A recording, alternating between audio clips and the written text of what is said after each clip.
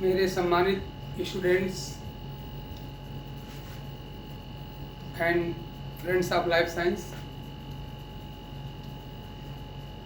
हमारे कई मित्रों ने और छात्रों ने भी न्यूक्लिक एसिड मतलब डीएनए आरएनए के जो डिफरेंट कंपोनेंट्स होते हैं उनके बीच में कौन सा बांड बनता है और वो बांड कैसे बनता है इसके बारे में क्वेरी की थी। तो उन सारी प्रॉब्लम को सॉल्व करते हुए मैंने सोचा कि एक वीडियो बना के और आप लोगों के समक्ष रखा जाए, जिससे कि न्यूक्लिक एसिड के जो डिफरेंट कंपोनेंट्स हैं जैसे पेंटोज शुगर है, नाइट्रोजनस बेस है, फास्फेट है, उसके बीच कौन सा बांड बनता है और कैसे बांड बनता है इस तरह की सारी प्रॉब्लम सॉल्व हो जाए। तो मैं और देर न करते हुए डायरेक्ट में न्यूक्लिक एसिड के डिफरेंट कंपोनेंट को आपको जोड़ के दिखाता हूँ। इसकी मैं केमिस्ट्री बताने का प्रयास करता हूँ। आई होप कि ये वीडियो आपके बड़े काम की होगी और इस तरह के सारे क्वेश्चन का आंसर दे देगी कि न्यूक्लिक एसिड के किन किन कंपोनेंट के बीच कौन कौन से बांड बनते हैं। आप देख रहे हैं कि हमने पहले से ही डिफरेंट कंपोनेंट को बना रखा है। देखिए, ये फास्फेट है, ये भी फास्फेट है, ये पेंटोज शुगर है, ये है, ये भी पेंटोज शुगर है। ये का मतलब एडेनिन, आप जानते हैं एडेनिन है, ये थायमिन है, ये भी पेंटोज शुगर है, ये फास्फेट है। एस मतलब शुगर समझिए, यहाँ पर भी पेंटोज शुगर है। ये आप देख रहे हैं आपकी ग्वानिन है, यहाँ पे सी मतलब साइटोसिन है और यहाँ पे एस मतलब शुगर है, ये फास्फेट है। देखिए, पहले हम क्या करते हैं, हम सब लोग जानते हैं कि पहले पेंटोज शुगर के साथ एक नाइट्रोजनस बेस जुड़ता है थ्रू ग्लाइकोसिडिक बांड, तो बनता है हम लोगों का न्यूक्लियोसाइड।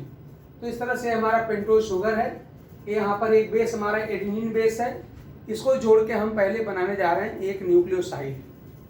देखिए, याद रखिएगा कि अगर दो रिंग दिखाई पड़े, अगर बेस में समझिएगा वो प्यूरिन बेस आपका होगा। देखिए, दो रिंग वाला है, ये भी प्यूरिन बेस आपका एडेनिन है। और देखिए यहाँ पर भी आपको इस तरह से ये भी दिखाई पड़ रहा है, दो रिंग का एक बेस यानी कि ग्वानिन बेस। तो आप देख रहे हैं कि दो रिंग वाला है ग्वानिन और दो रिंग वाला एडेनिन, दोनों क्या है, ये दोनों प्यूरिन बेस होते हैं। और सिंगल रिंग वाला जो बेस होता है आपका होता है पायरिमिडीन बेस। आप देख रहे हैं सिंगल बेस वाला है थायमिन है और ये साइटोसिन है। तो सिंगल रिंग वाले हमेशा हमारे जो होते हैं पायरिमिडीन बेस होते हैं, टी और सी डीएनए में होते हैं, और डबल रिंग वाले हमेशा जो होते हैं प्यूरिन होते हैं। अब देखिए, जब शुगर के साथ जब यहाँ पर बेस जुड़ता है, याद रखिएगा शुगर का हमेशा फर्स्ट पोजीशन वाला OH यूज होता है, यानी शुगर के फर्स्ट पोजीशन पर ही हमेशा बेस जुड़ता है।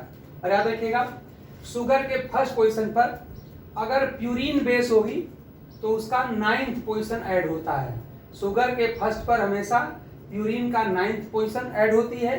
और अगर पायरिमिडीन होगी, ध्यान दीजिए, अगर पायरिमिडीन होगी, इसमें हम यहाँ पे इसको अगर हम जोड़ेंगे तो आपको दिखाएंगे कि शुगर के फर्स्ट पोजीशन पे पायरिमिडीन का हमेशा फर्स्ट पोजीशन ऐड होता है। तो शुगर के फर्स्ट पोजीशन से पायरिमिडीन का फर्स्ट पोजीशन ऐड होता है और शुगर के फर्स्ट पोजीशन से प्यूरिन का 9th पोजीशन हमेशा ऐड होता है। अब देखिए कैसे रिएक्शन होती, कैसे बांड बनता है, तो ध्यान दीजिए जरा सा।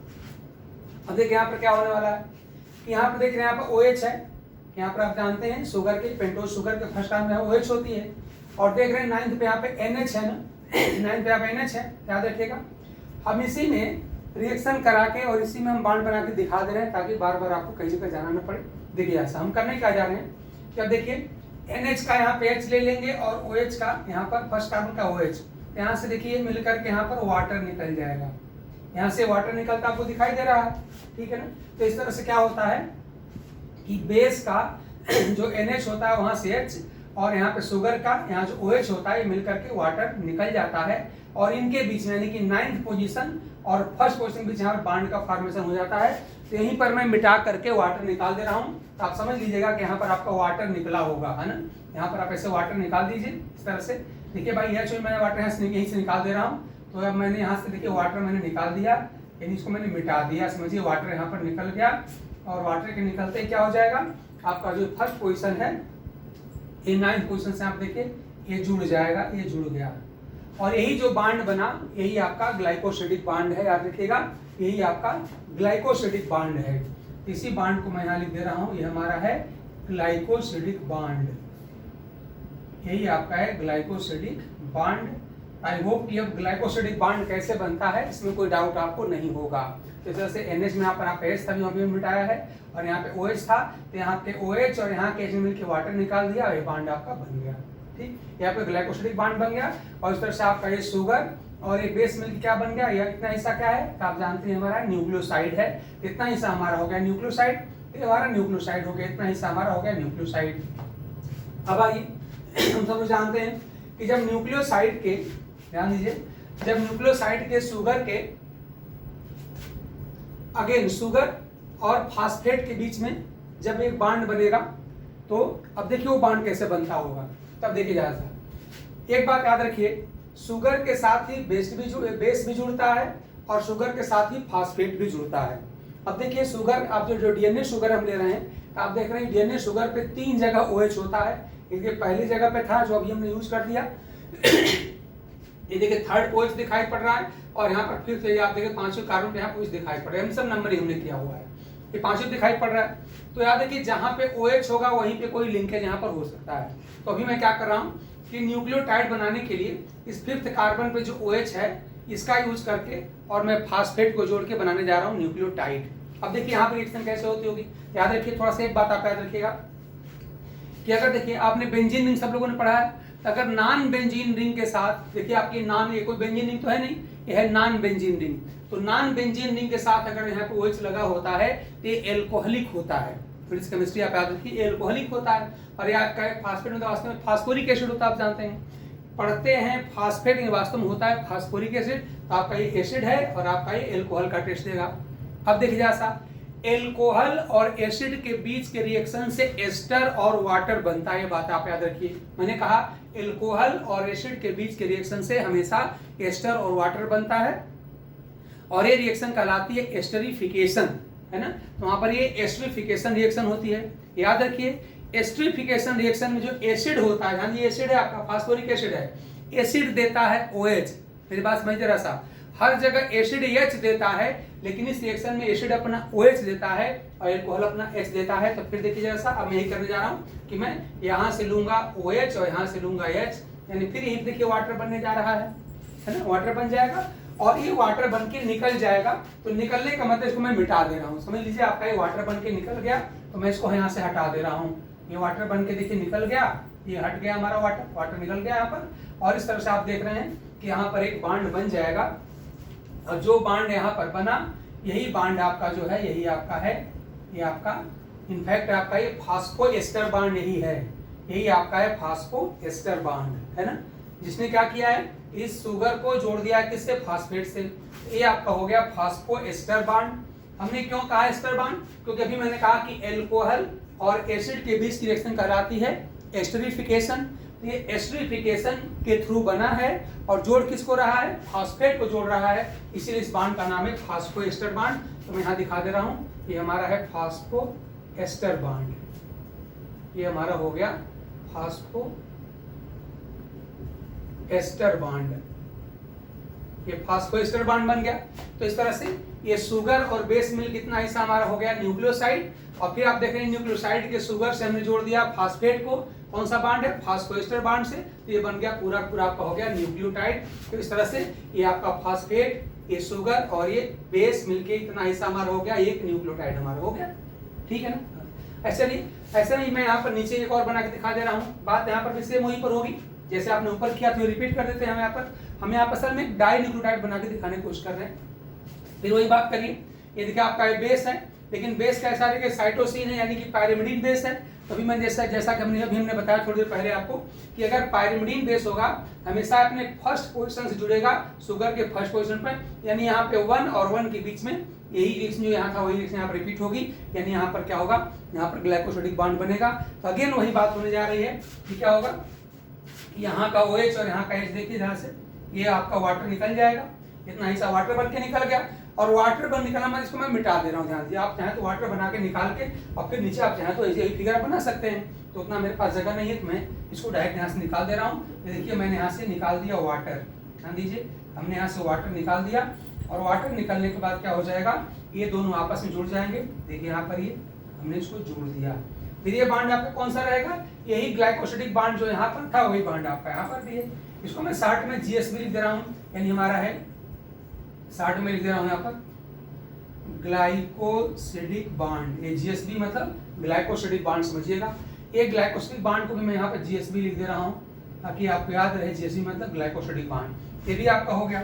फिर चलिए इतना हिस्सा हमारा हो गया न्यूक्लियोसाइड। अब मैं क्या करूं, इस न्यूक्लियोसाइड के शुगर यानी पेंटोज शुगर के साथ में फास्फेट को जोड़ दूं तो हमारा क्या बन जाएगा, यहाँ पर बन जाएगा न्यूक्लियोटाइड बन जाएगा। फिर वही कहानी रिपीट होगी, ये आपका एसिड है और आपका OH मतलब एल्कोहल है। जो आपने ऊपर अभी रिपीट किया है वही नीचे कर देना, ध्यान दीजिएगा क्या होने जा रहा है यहाँ पर। यहाँ पर ये एसिड आपका जानते हैं OH देता है यहाँ पर और एल्कोहल अपना H देगा।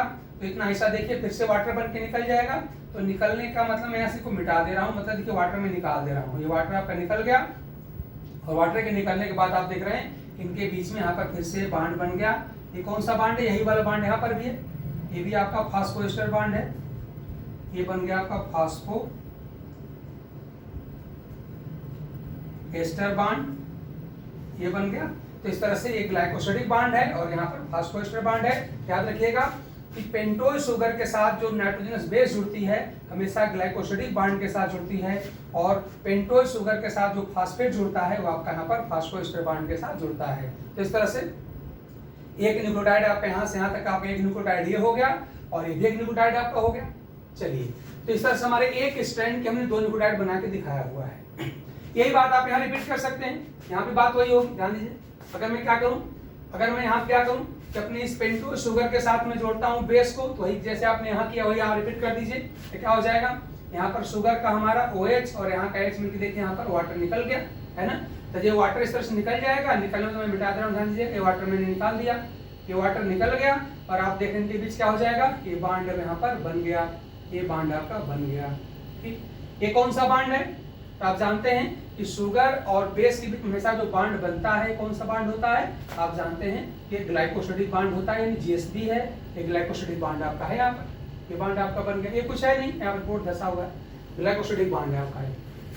अब देखिए शुगर का यहाँ पर नीले कलर से हमने शुगर दिखाया हुआ है और रेड से हमने फास्फेट दिखाया है। फिर वही बात दोबारा वही मैं करने जा रहा हूँ। यहाँ पे शुगर का जो OH है एल्कोहलिक ग्रुप का हो जाता है और एक फास्फोरिक एसिड है। तो एसिड और एल्कोहल के बीच की रिएक्शन कहलाती है एस्टरिफिकेशन रिएक्शन। यहाँ पर एस्टरिफिकेशन होगी और क्या हो जाएगा, यहाँ पे एसिड देता है अपना OH और देखिए यहाँ पर ये OH देगा और एल्कोहल अपना H देता है और ऐसे देखिए अपना यहाँ पर वाटर निकल जाएगा। देखिए OH H मिलकर यहाँ पर वाटर बन गया, तो मैंने यहाँ पे वाटर देखिए निकाल दिया यहाँ से। इस तरह से हमारा वाटर यहाँ पर निकल गया और इनके बीच में एक बांड देखिए यहाँ पर बन जाएगा। और जो बांड यहाँ पर बन रहा है तो अभी हम लोग पढ़ रहे हैं कि यहाँ पर फास्फेट और शुगर के बीच में कौन सा बांड बनता है, तो आप जानते हैं हमारा होता है फास्फोएस्टर बांड। इस तरह से ये वाला बांड भी क्या होगा, ये आपका फास्फोएस्टर बांड होगा, ये भी आपका हो जाएगा फास्फोएस्टर बांड। ये फास्फोएस्टर बांड आपका ये भी हो गया। ऐसे आप चाहते हैं आप दिखा लीजिए अपना। अगेन वही बात, ये आपका पेंटोज शुगर है और देख रहे हैं आपका गुआनिन मतलब प्यूरिन बेस है। तो हमने पहले बताया आपको कि शुगर और अगर मान लीजिए बेस अगर आपका प्यूरिन होगा तो प्यूरिन का 9th पोजीशन हमेशा यहाँ पर जुड़ता है। शुगर का हमेशा पोजीशन फर्स्ट जुड़ती है बेस के साथ, तो शुगर यहाँ पर फर्स्ट रहेगा और अगर प्यूरिन रहेगा तो इसका 9th पोजीशन रहेगा। फिर वही बात कि शुगर का यहाँ पर देखिए OH है और यहाँ पर बेस का यहाँ पे H है।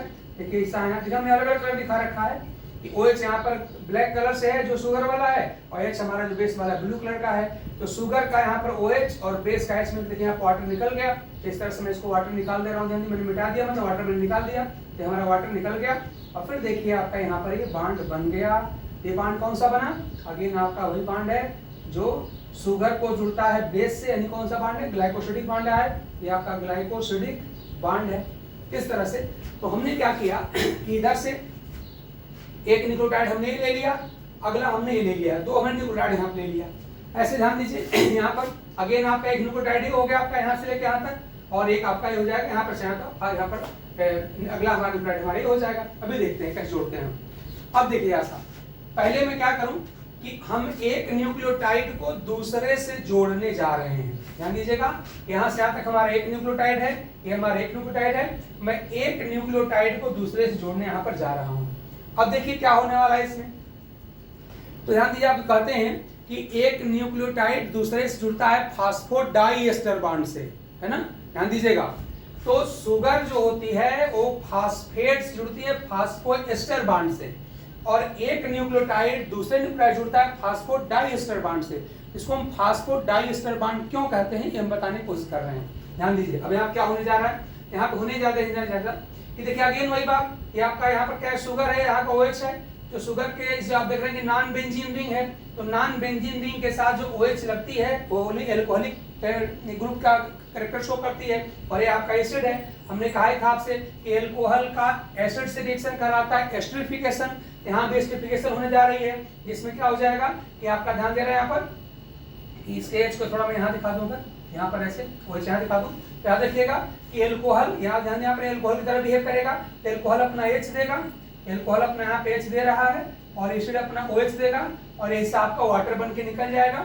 इसको मैं वाटर बना के निकाल ले रहा हूँ, इस तरह देखिए यहाँ पर मैंने वाटर बना के इसको निकाल लिया, और इस तरह से देख रहे हैं कि इस फास्फेट और इस यानी कि फास्फेट शुगर के बीच यहाँ पर एक और यहाँ पर एस्टर बॉन्ड बन जाएगा, जो कहलाएगा फास्फोएस्टर बॉन्ड। तो इस तरह से आप देख रहे हैं कि ये भी क्या हो गया आपका, ये भी हो गया आपका फास्फोएस्टर बॉन्ड, ये भी आपका फास्फो एस्टर बॉन्ड हुआ, ये भी इस तरह से फास्फोएस्टर बॉन्ड हुआ। तो अगर मैं अब आपसे पूछूं कि एक न्यूक्लियोटाइड दूसरे न्यूक्लियोटाइड से कैसे जुड़ता है, तो आपको साफ साफ दिखाई पड़ रहा है। इनको जोड़ने के लिए यहाँ पे एक और एक, यहाँ पे दो, एक फास्फोएस्टर बॉन्ड आपका ये हो गया, और एक फास्फोएस्टर बॉन्ड आपका ये हो गया। दो फास्फोएस्टर बॉन्ड यूज होते हैं, और इन दोनों फास्फोएस्टर बॉन्ड को मिला के कलेक्टिवली हम कहते हैं फास्फोडाइएस्टर बॉन्ड। तो फास्फोडाइएस्टर बॉन्ड कोई अलग से बॉन्ड नहीं होता, याद रखिएगा।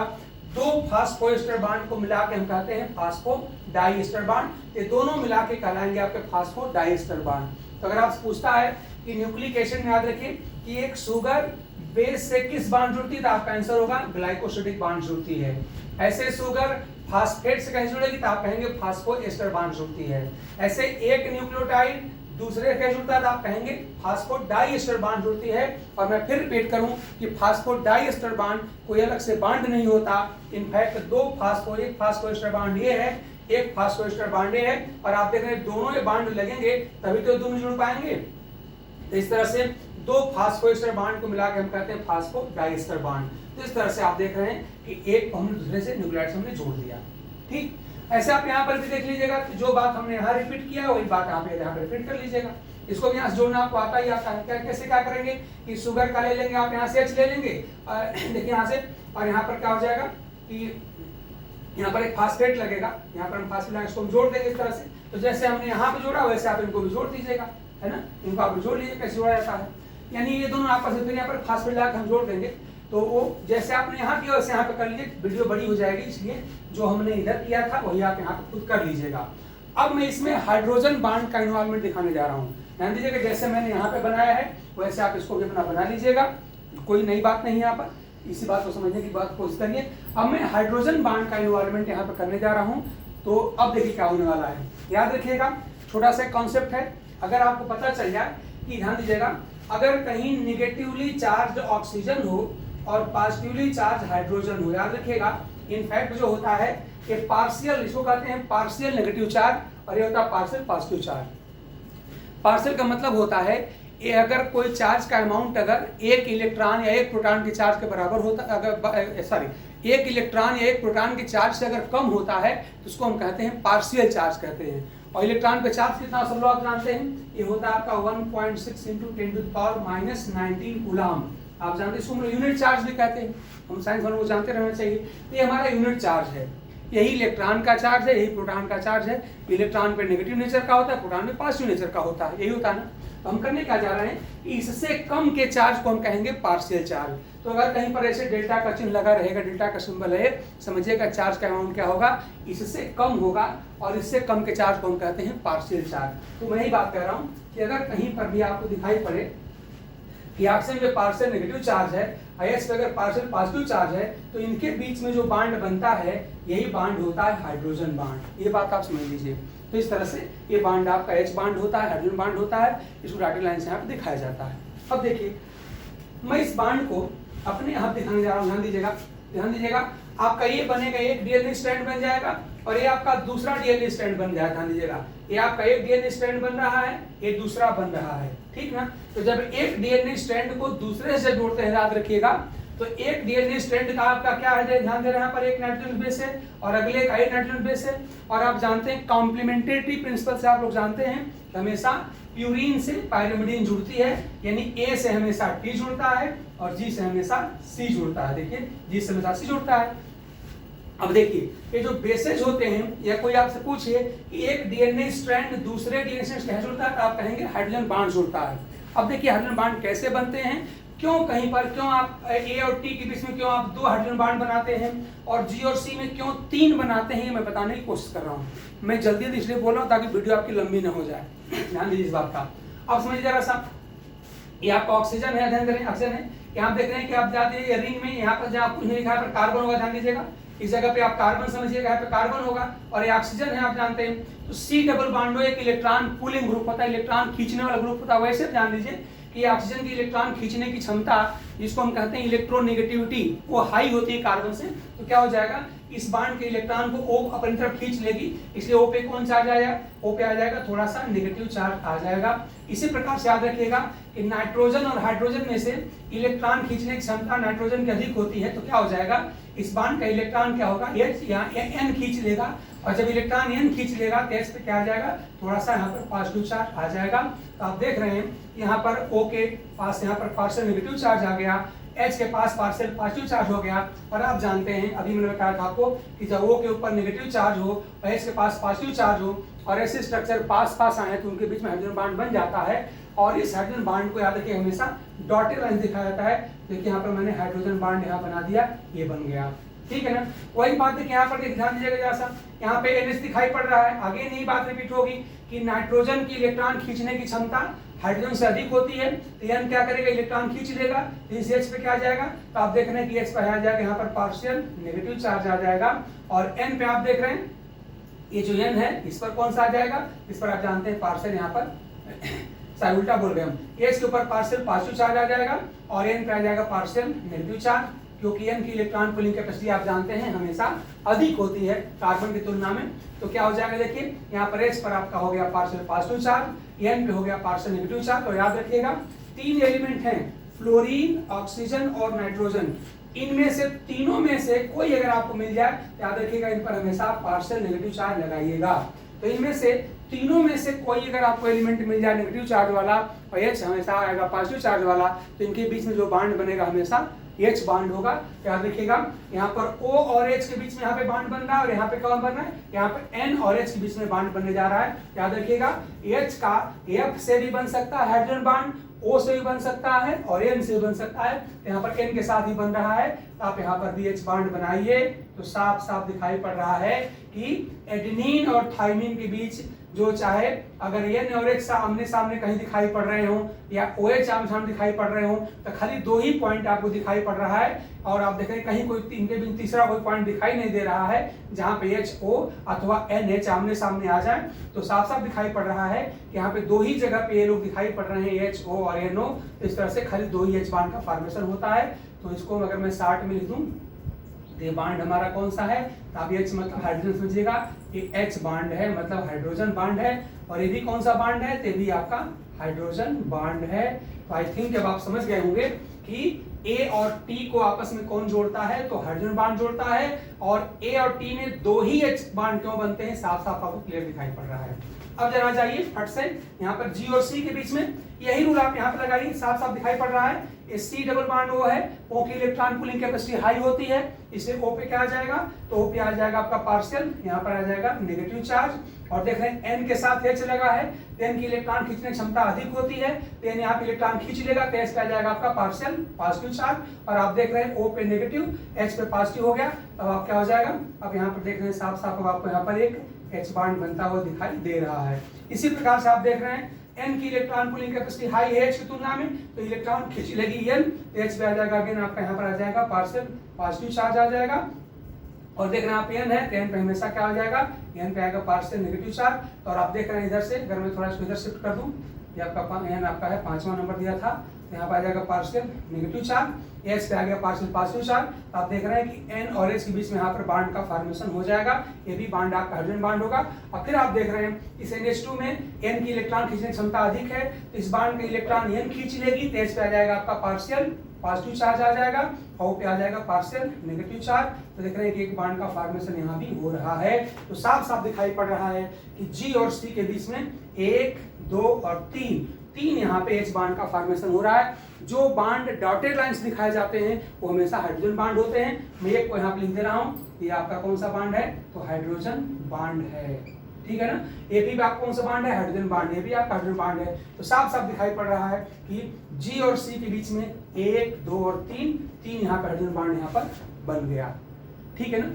तो इस तरह से आप देख रहे हैं कि पूरा का पूरा एक डीएनए स्ट्रैंड आपका ये हो गया, ये दूसरा डीएनए स्ट्रैंड हो गया, और हमने डबल स्टैंडर्ड डीएनए का स्ट्रक्चर आपको एक्सप्लेन कर दिया, सारे बॉन्ड हमने बना के दिखा दिए, पूरी हमने इसकी केमिस्ट्री समझा दिया है। आई होप कि ये वीडियो आपके बड़े काम की होगी, और इस तरह से आप इसको ढंग से पॉज करके धीरे धीरे इसको देखिएगा। मैंने पूरी केमिस्ट्री इसकी बता दिया है। आई होप कि आप अब कोई डाउट आपको नहीं रह जाएगा कि किसके बीच में कौन सा बॉन्ड बनता है, कैसे बनता है, हमने पूरी केमिस्ट्री बताने की कोशिश किया है। तो चलिए उम्मीद के साथ कि ये वीडियो आपके बड़े काम की होगी, और आपके एक आध क्वेश्चन आपके एग्जाम में बढ़ जाएंगे। तो इस तरह से आज मैं वीडियो यहीं रोकता हूँ। अगले क्लास में कुछ मेरे मित्रों की डिमांड है कि मैं पूरी कार्बोहाइड्रेट केमिस्ट्री में जो डिफरेंट टाइप के बॉन्ड बनते हैं, जो वहाँ डिफरेंट टर्मिनोलॉजी है, जैसे कैपिटल डी कैपिटल एल क्या होता है, स्मॉल डी स्मॉल एल क्या होता है, वहाँ पर इनेंशियोमर क्या होते हैं, एपीमर क्या होते हैं, स्टीरियोमर क्या होते हैं, है ना, अल्फा और बीटा में अल्फा क्या मतलब है, बीटा का मतलब क्या होता है, इन सारी बातों को अगले वीडियो में हम बताने की कोशिश करेंगे। तब तक thanks to all of you. और मेरा एक छोटा सा रिक्वेस्ट मैं आप लोग कर दूँ, अगर आपको लगता है कि अगर आपके काम का है तो मेरे इस वीडियो को, मेरे इस चैनल को आप लोग सब्सक्राइब और लाइक जरूर कर दीजिएगा, अपने मित्रों को रिकमेंड कर दीजिएगा। तो इस तरह से हमको थोड़ा सा प्रोत्साहन मिलेगा कि मैं और भी आगे वीडियो बनाऊँ। Thanks to all of you.